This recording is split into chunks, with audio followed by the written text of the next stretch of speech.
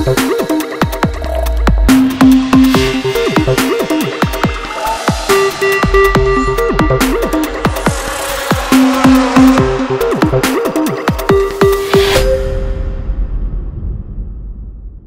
you have a concern where a majority of Kenyans will go onto your website, they'll look and they'll get ideas, and then they'll take what they acquire from there and go purchase it in an actual store? Do you have such instances? Sure. So it's with the online shopping model, it's definitely an education process, right? So you have to explain to the consumer what is your value proposition, what are your unique selling points, and then you're able to convert them. So this is not as much of a challenge of Jumia because of its very unique selling points that we have. Okay. For example, what Jumia does is it offers cash on delivery.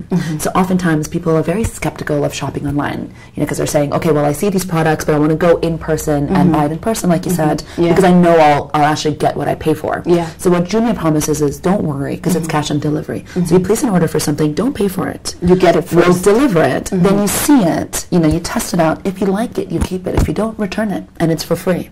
So there's no charge or penalties for returning it. That's great. And oftentimes, even for clothing, what we recommend is if you're not quite sure what your size is, you're not quite sure if you're a 6 or 7, we say order a 5, a 6, and a 7. Order all 3. You're not quite sure what color you like, order multiple. Try it on, keep the one you like, and then return the rest. We even have our writers that go with shoehorns, so that it makes it easier for you to try on the shoes, to try on your outfits, and we'll wait patiently until you're satisfied. That is so given these unique selling points, we don't see as many people that are now saying, okay, well, I see this online, I'm going to go offline, because what Jumia offers is the cheapest price in the market.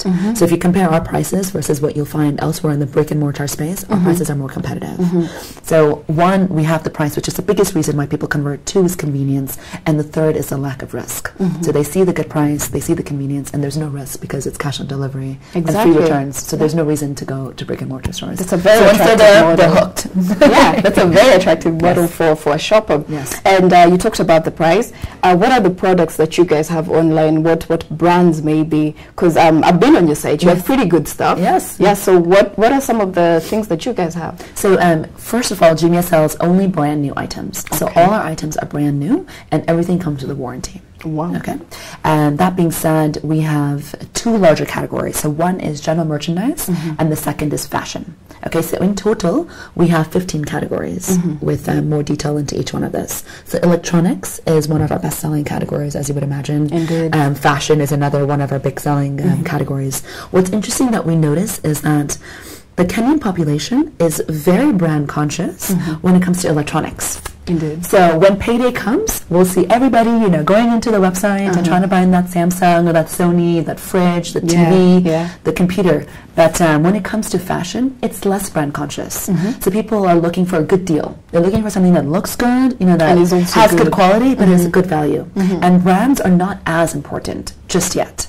But in electronics, there's definitely a very strong desire to look for those branded products. Exactly. So if you look at what categories sell really well, I would say, fashion, men and women. It's actually surprising because more men shop for women's clothing and shoes than women shop for men's. So men are a little bit nature creatures of convenience, you can see from this pattern. And then on the electronic side, as you would imagine, cell phones, phones do really well. Kenya, everybody has tablets. Everybody has a phone, a smartphone, and we have very, very competitive prices in this.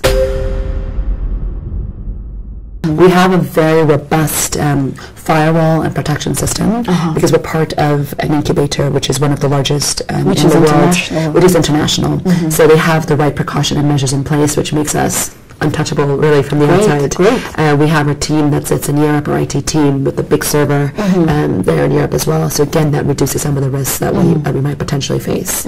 So thankfully this has not happened. If it does happen, I'm sure that the IT team that we have on the ground, as well as in Europe, are going to be well equipped to take care of this and to divert any risk. That's actually good. You guys are prepared for it. Yes, we're ready. So don't bring it on, but if you were to bring it on, then we're ready to take you on. Wonderful, great. We have issues.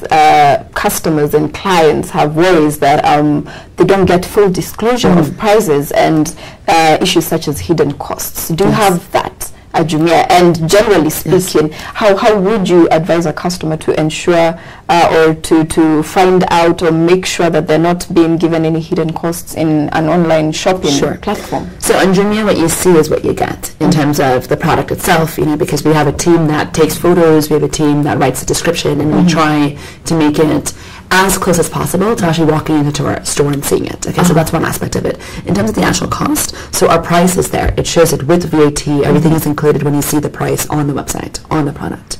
Now what's the only variable is the shipping fee. So for example, if you order something over 5,000 shillings, it's free delivery anywhere in Nairobi, anywhere in Mombasa, anywhere in Nakuru. Okay? Nationally. Pretty much, because those are our three biggest regions. And then if it's below that 5,000 shilling threshold, you have to just pay 200 shillings for that delivery. We're running a special throughout the month of December. So as you're watching this right now, you have free delivery as you shop on Jumia, regardless of what for the month of December, regardless of what your shopping amount is. So we highly recommend that you go and take advantage of this great offer that we're running in December. But oftentimes it's a small fee of 200 shillings, where it's not a big deterrent, and you can see all our fees for the different regions that we have on the website. It's very visible, very transparent. If you have any questions, you can call our customer service line. Like I said, they're open Monday through Monday, all 7 days a week, from 7:30 in the morning to 9:30 in the evening on the weekdays. And if you have any questions, they can answer the questions you have.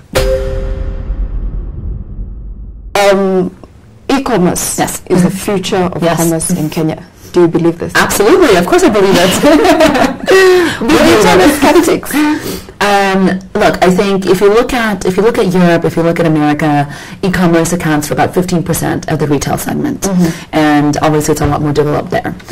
E-commerce is still a smaller portion of the Kenyan infrastructure, but there is so much potential. There's more potential here in Kenya than there is in Europe and in America, in my opinion. And part of these drivers is the infrastructure. There's just the products you want are not always here. It takes a while to get these products. You don't really know what's the warranty. Does it work? Does it not work? There's traffic. It's not always safe. So, given the infrastructure we have, the lack of supply, the lack of the infrastructure, it's the perfect place for e-commerce. So I'm a big believer that e-commerce here in Kenya will be bigger and better than what we can find in Europe and what we can find in the West. Amazon, for example, is one of the biggest e-commerce players, but they don't have value propositions such as cash on delivery. Such as we'll come and pick it up from you, and you can return it within a certain amount of period, or we'll come with a shoehorn. We'll wait for you to try on the product. So I think that's what makes e-commerce in Kenya with more potential, because companies have to adapt and they have to develop to the mindset to convert the people. And I think this will lead to a higher conversion at a much quicker pace than what you saw some of these companies. It's been, if you look at e-commerce in the West, it's been around for decades. Indeed. So over here, it's a very new concept, and it's already picked up very fast. And indeed, you guys have only been here for 1.5 years? Yeah, and I think companies here, if you want to make it, they have to adapt, and they have to provide this additional convenience that the West doesn't really provide to the customers. And I think given these ingredients, there's a lot more hope and a lot more potential for e-commerce here in Kenya.